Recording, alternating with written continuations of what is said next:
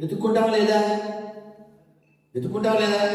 మనకి అసలు చచ్చిపోతామేమో అని డౌట్ వచ్చేస్తే స్వామీజీ లేదే లేదు నేను తాగేస్తాం. అవునా కదా? అది స్వామి స్నాఫికల్ చిన్నది ఇదే అది ఒకటి కాదు లెక్కలు. అందుకని మనం ఖచ్చితంగా ఈ దేశం కోసం నేనేం చెయ్యాలి అని ఆలోచన చేయండి. మన దేశాన్ని రక్షించుకోవచ్చు, మన ధర్మాన్ని రక్షించుకోవచ్చు. దానికోసం ఆర్ఎస్ఎస్ యొక్క పూర్తి అర్థం నాకు తెలుసు అన్నది చేయాలి. వెరీ పూర్ 50 చేతులు కూడా లేవడం చెప్పనా? రాష్ట్రీయ స్వయం సేవక్ సంఘ్. చెప్పండి అందరూ. రాష్ట్రీయ స్వయం సేవక్ సంఘ్. దీన్ని ఎవరు స్థాపించారో నాకు తెలుసు అందరూ చేయాలి. చెప్పొద్దండి, నోరు చెప్పొద్దండి, శక్తి ఎవరు మౌత్ అండి. నాకు తెలుసు అన్న గ్రీన్ షర్ట్ చెప్పినాను డాక్టర్జీ గారు. డాక్టర్జీ పూర్తి పేరు నాకు తెలుసు అన్న. ఇటువైపు ఎవరు ఉన్నారా? ఇటువైపు ఎవరు లేరు. మీరు చెప్పండి సార్. కొంచెం చెప్పారు, మీరు చెప్పండి. డాక్టర్ కేసీఆర్ బలరామపతి ఎట్కేవారు.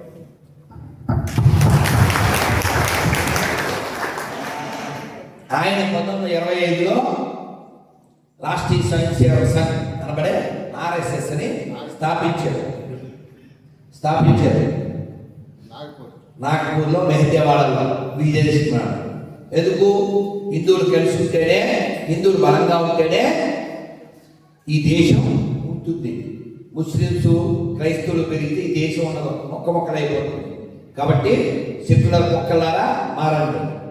సెక్యులరిజం అనేది క్రైస్తవం యాక్సెప్ట్ చేయదు, ఖురాన్ యాక్సెప్ట్ చేయదు. మరి నీకెందుకురా దరిద్రం? హిందూ ఎప్పుడు సెక్యులర్గా ఉన్నాడు కాబట్టి ఇన్ని మసీదులు, ఇన్ని చర్చిలు దేశంలో ఉన్నాయి.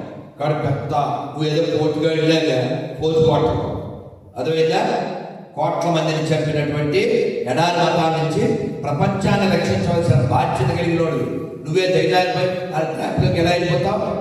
ఫ్రాన్స్ ఎలా ఉంది ఇప్పుడు చూడండి, యూకే ఎలా ఉందో చూడండి, న్యూయార్క్ సిటీ ఎలా ఉందో చూడండి.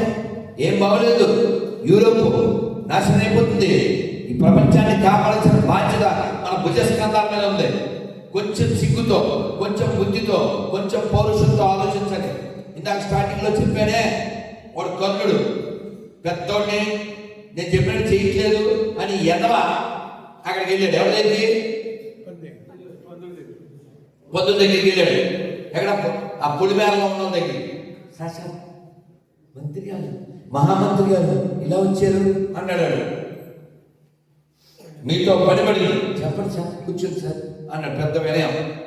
మా రాజు అసలు నా మాట ఎక్కలేదు, ఆ డేసేయండి, మన రాజ్యాన్ని ఎలా పరిపాలించాలో డిస్కస్ చేద్దాం. అసలు అందుకంటే అడగాక వచ్చేసిందిగా మార్గం. మరి ఎలా సార్ అంటే, ఇదిగో ఇటువైపు 3 కిలోమీటర్లు వెళ్తే అక్కడ 3 చెట్లు ఉంటాయి. ఆ 3 చెట్లు తవ్వితే సొరంగం ఉంటుంది.